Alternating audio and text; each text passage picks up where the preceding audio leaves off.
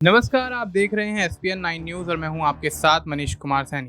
लखनऊ के जयप्रकाश नारायण केंद्र में जाने से अखिलेश यादव को रोक दिया गया, जिसके बाद से उत्तर प्रदेश की सियासत काफ़ी ज़्यादा गर्माती हुई नजर आ रही है। ऐसे में तमाम सियासी बयानबाजी भी तेज़ होती हुई नजर आ रही है। इसमें कहीं ना कहीं आम आदमी पार्टी के राज्यसभा के सांसद संजय सिंह का भी बयान आता है, केसी त्यागी भी इस मामले को लेकर बोलते हुए नजर आते हैं और यहाँ तक कि अखिलेश यादव कहीं ना कहीं अपने इस रोके जाने को लेकर अब इस बात को लेकर काफ़ी ज़्यादा नाराज़ नजर आ रहे हैं और ऐसे में नीतीश कुमार को ये सलाह देते हुए नजर आए कि उनको एनडीए के साथ अपना गठबंधन तोड़ लेना चाहिए। यानी कि भारतीय जनता पार्टी के साथ एनडीए गठबंधन के तहत जो केंद्र की सरकार बनी है उससे जेडीयू को समर्थन वापस ले लेना चाहिए, जिसको लेकर अब सियासत काफ़ी ज़्यादा गर्माती हुई नजर आ रही है। दिल्ली से लेकर उत्तर प्रदेश तक और उत्तर प्रदेश से लेकर कहीं ना कहीं बिहार तक सियासत काफ़ी ज़्यादा गर्म देखी जा रही है, जिसको लेकर अब कहीं ना कहीं माहौल गर्म होता हुआ नजर आ रहा है और सीएम योगी आदित्यनाथ पर भी कहीं ना कहीं अखिलेश यादव इस बात को लेकर तमाम सवालिया निशान खड़े करते हुए नजर आ रहे हैं। इन तमाम मुद्दों पर चर्चा जारी रहेगी। हमारे साथ हमारे वरिष्ठ सहयोगी अमन सर मौजूद हैं। सर, किस तरीके से देखते हैं पूरे घटनाक्रम को कि अखिलेश यादव को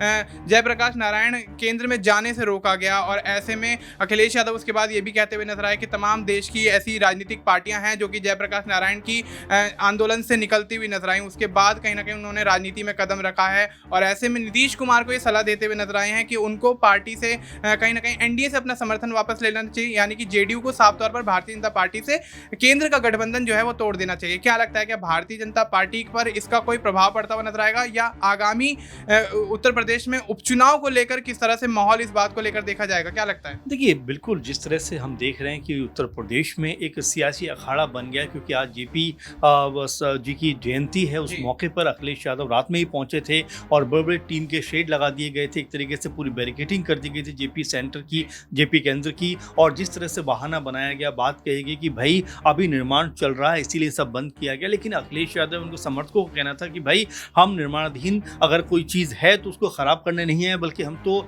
माल्यार्पण करने के लिए आए हैं, पुष्प चढ़ाने के लिए आए हैं, नमन करने के लिए आए हैं। लेकिन जिस तरह से यहाँ पर बीजेपी का रुख रहा है वो अपने आप में बहुत ज़्यादा कई तरह के सवालों के घेरे में कि क्या बीजेपी यहाँ से महापुरुषों के ऊपर भी अपना कैप्चर करना चाहती है, अपना अधिकार करना चाहती है। आप देखिए जिस तरह से अखिलेश यादव के घर के बाहर बैरिकेडिंग कर दी गई, सुरक्षा में पूरी तरह तब्दील कर दिया गया, उनको निकलने का मौका नहीं दिया गया। ये कई तरह के सवाल खड़े करता है कि आखिर किस तरह से तानाशाही का पूरा माहौल चलता हुआ नजर आता है। इनके पक्ष में अगर देखें तो आम आदमी पार्टी बात करती हुई नजर आती है, कांग्रेस पार्टी बात करती हुई नजर आती है। और जो बात अखिलेश यादव ने कही है मनीष, वो बहुत ज्यादा गौर करने वाली बात है, क्योंकि जेपी आंदोलन 1974 में शुरू हुआ था, इंदिरा गांधी के खिलाफ शुरू हुआ था। एक तरीके से उस मूवमेंट की बात करें तो इतना ज्यादा उसका प्रभाव था कि देश में 1975 में उस समय की तत्कालीन जो पीएम थी इंदिरा गांधी, उनको इमरजेंसी लगानी पड़ी।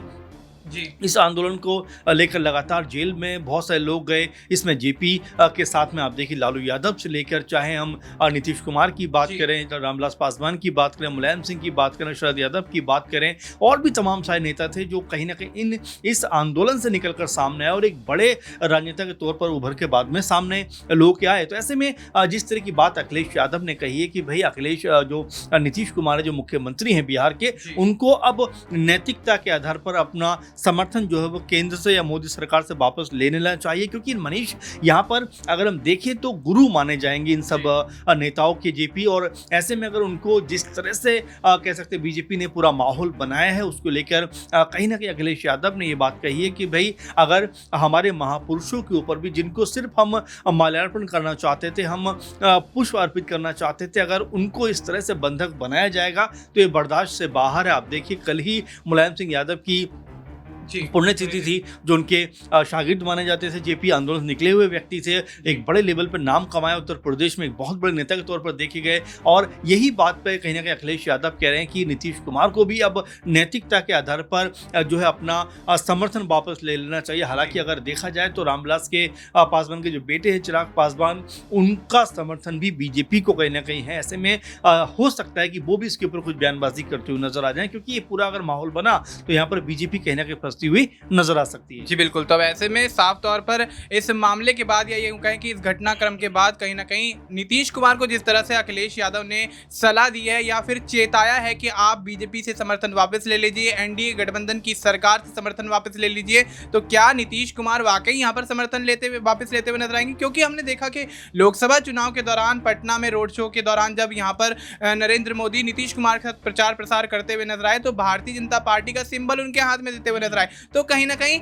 अपनी भारतीय जनता पार्टी की तमाम नीतियां, तमाम रणनीतियां अपने जो सहयोगी दल है गठबंधन के, एनडीए गठबंधन के, उन पर कहीं ना कहीं यहाँ पर थोपती हुई भारतीय जनता पार्टी नजर आ रही है। और ऐसे में देखा जाए तो बिहार का विधानसभा चुनाव अगले साल होना है। अगले साल होने वाले बिहार विधानसभा चुनाव से पहले कहीं ना कहीं एनडीए के समर्थित दल जो है वो कहीं ना कहीं, चाहे उत्तर प्रदेश की बात कर लें, बिहार की बात कर लें, महाराष्ट्र की बात कर लें, तमाम राज्यों में कहीं ना कहीं भारतीय जनता पार्टी के खिलाफ मोर्चा खोलते हुए नजर आ रहे हैं। और ऐसे में अब जो आगामी उपचुनाव जो उत्तर प्रदेश में होने हैं उस पर भी कहीं ना कहीं इसका असर साफ तौर पर देखा जा सकता है, क्योंकि अखिलेश यादव से जुड़ा हुआ यह मामला है। जेपी आंदोलन के तहत यहाँ पर जिस तरह से सर ने बताया कि मुलायम सिंह यादव निकल कर आए, उनकी पार्टी यहाँ पर उसके बाद यहाँ पर गठित होती हुई नजर आई और इंदिरा गांधी के खिलाफ ये पूरा कैंपेन चलता हुआ नजर आया। तो साफ तौर पर जाहिर है कहीं ना कहीं शरद यादव हो, नीतीश कुमार हो, लालू यादव हो, मुलायम सिंह यादव हो, ये तमाम वो बड़े दिग्गज, राजनीति के दिग्गज हैं जो कहीं ना कहीं जेपी आंदोलन के बाद से अपनी राजनीतिक बिसात पूरे देश भर में बिछाने में कामयाब हुए।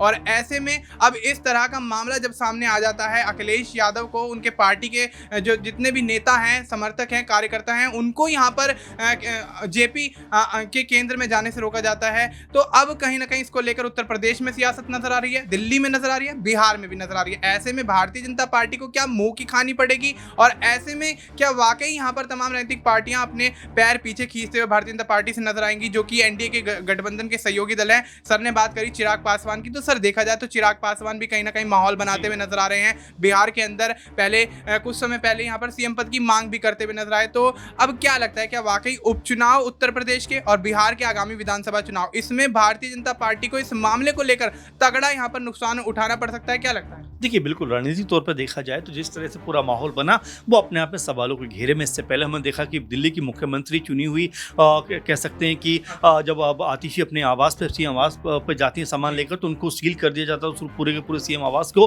और उनको वापस आना पड़ता है। तो ये तमाम जो चीज़ें कहीं ना कहीं बीजेपी के खिलाफ एक माहौल बनाती हुई नजर आ रही हैं। और ये जाहिर बात है कि जिस तरह से हम बिहार के एंगल से देखें, क्योंकि जेपी बिहार से निकले हुए कह सकते हैं एक नेता थे, बड़े लेवल पे उन्होंने चीज़ों को कह सकते हैं पहुंचाया। ऐसे में अगर उनका इस तरह से अपमान किया जाएगा तो जाहिर बात है नीतीश कुमार हो, चिराग पासवान हो, कोई बड़ा स्टैंड बीजेपी के खिलाफ लेते हुए नजर आए। क्योंकि बीजेपी की अगर बात करें हम मनीष, तो बीजेपी इस समय दूसरे दलों के सहारे कहीं ना कहीं पावर में दिखाई पड़ती है, चाहे वो चिराग पासवान हो, चाहे वो चंद्रबाबू नायडू हो, चाहे वो नीतीश कुमार हो। अगर ये लोग खफा हो जाते हैं बीजेपी से तो 240% बीजेपी सत्ता से बाहर हो जाएगी। इसीलिए लगातार हर एक बात ये मोदी या मोदी सरकार मानती हुई नजर आती है। और यही आप देखिए चिराग पासवान की एक के बाद एक इस तरह की बयानबाजी करते हैं, लेकिन उसके बावजूद भी मोदी सरकार की तरफ से उनके खिलाफ कोई एक्शन नहीं होता। तो ये तमाम चीजें जो बताती हैं कि बीजेपी को इस समय सपोर्ट की जरूरत है इन तमाम दलों के। और यहाँ पर जिस तरह से अब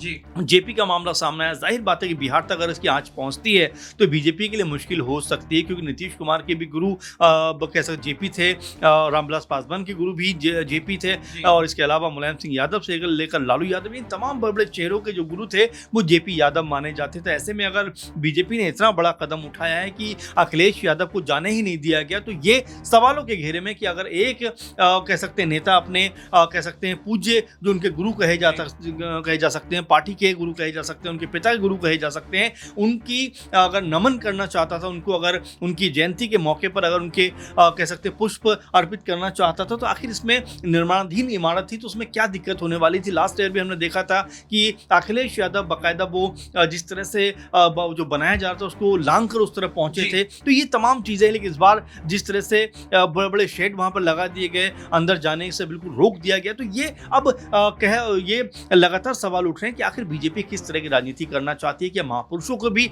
अपने तक सीमित करना चाहती है? क्या जेपी जो बहुत बड़ा नाम कह सकते हैं भारत में है, क्या उनके ऊपर भी राजनीति करना चाहती है? अखिलेश यादव को जिस तरह रोका गया है, अब सवाल बीजेपी के ऊपर उठते हुए नजर आ रहे हैं। जी बिल्कुल। तो अब ऐसे में कहीं ना कहीं भारतीय जनता पार्टी के ऊपर तमाम सवालिया निशान यहाँ पर खड़े होते हुए नजर आ रहे हैं। सहयोगी पार्टियां हों, विपक्षी पार्टियां हों, सभी इस मामले को लेकर कहीं ना कहीं घेरती हुई नजर आ रही है। देखा जाए तो भारतीय जनता पार्टी साफ तौर पर केंद्र में गठबंधन में सरकार बनाने मजबूर हुई, और दूसरी बात देखा जाए तो उत्तर प्रदेश में योगी आदित्यनाथ की सरकार होने के बावजूद अखिलेश यादव अपनी पार्टी के तहत 37 सीटें जीत लेके जाते हैं, वहीं भारतीय जनता पार्टी 32 पर सिमट जाती है। तो ये कहीं ना कहीं कुछ ऐसे मामले हैं जिनको लेकर अखिलेश यादव को लेकर कहीं ना कहीं भारतीय जनता पार्टी के अंदर बौखलाहट है, कहीं ना कहीं रोष है। तो वो चीजें जो है वो कहीं ना कहीं इस माध्यम से बाहर निकलती हुई नजर आई, जिस तरह से अखिलेश यादव को यहाँ पर रोका गया, उनकी पार्टी के समर्थकों को रोका गया। तो अब ऐसे में उत्तर प्रदेश की राजनीति में या फिर बिहार की राजनीति में होने वाले उपचुनाव और विधानसभा के चुनाव में क्या कुछ यहाँ पर फर्क पड़ता हुआ नजर आता है? क्या वाकई भारतीय जनता पार्टी के सहयोगी दल और विरोधी दल यहाँ पर उनके खिलाफ मोर्चा खोलते हुए नजर आएंगे? और अगर ऐसा होता है तो किस तरह से समीकरण बनते और बिगड़ते हुए नजर आएंगे, ये देखना दिलचस्प होगा। फिलहाल आपको इस मुद्दे पर क्या कुछ लगता है, आप अपनी राय हमें कमेंट करके बता सकते हैं। बाकी देश और दुनिया से जुड़ी तमाम जानकारी के लिए आप देखते रहिए SPN9 न्यूज।